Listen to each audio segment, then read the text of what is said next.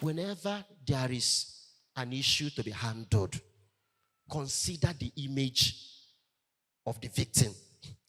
This action I'm going to take, what will be the overall implication? How will it affect this person?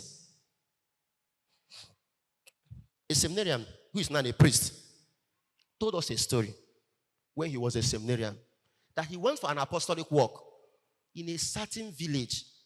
When he went to that village, there was already a news that a certain seminarian who worked there many years ago got a young girl pregnant.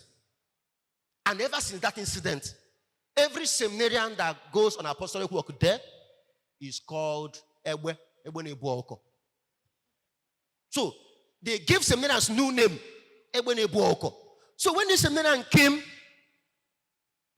the name, he inherited the name, even though he wasn't the person that got the girl pregnant. He inherited the name. When he passed, he said, see Ewe, see him, see him. This thing was troubling him. And then one day, a young girl wrote a love letter to seminarian, to him. He picked the love letter, very beautiful love letter, where the young girl was professing love for Semi and everything. You are the sugar in my tea, the apple in my eyes. Whenever I sleep, I remember you, this and that. Beautiful things. Seminarian saw it as an opportunity to clear his image. What did he do? He took the letter and came to the place where CWO women were having their meeting. And when it was time for seminarian to talk, he stood up and brought out the letter and read the letter to the hearing of all CWO women there. After reading the letter, he made a mistake by calling the girl's name. And the girl in question, the mother was the CWO president. The moment he mentioned the name, trust CWO now, the meeting broke into two. It was devastating. It was terrible. That was how the woman resigned as CWO president. The daughter traveled out of the village and didn't come back again. She ended up marrying a foreigner.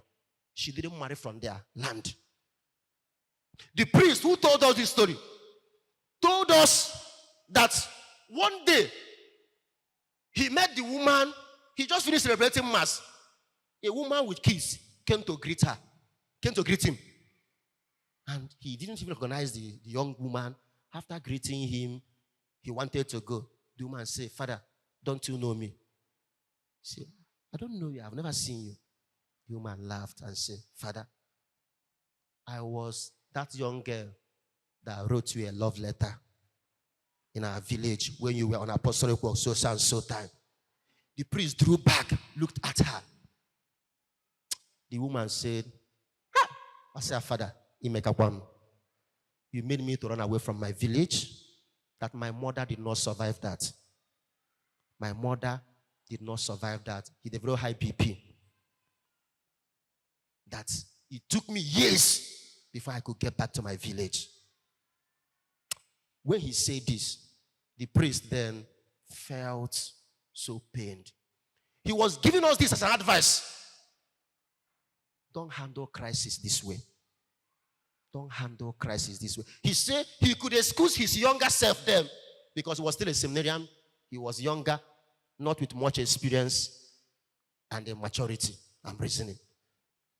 But he advised us never to handle things that way.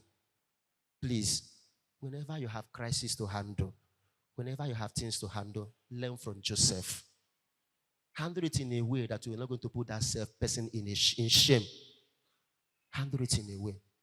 Pray God today to give us this compassionate disposition that even when we have to go about justice, let it be motivated by love, compassion, and overall well-being of that person by the desire to achieve a greater goal.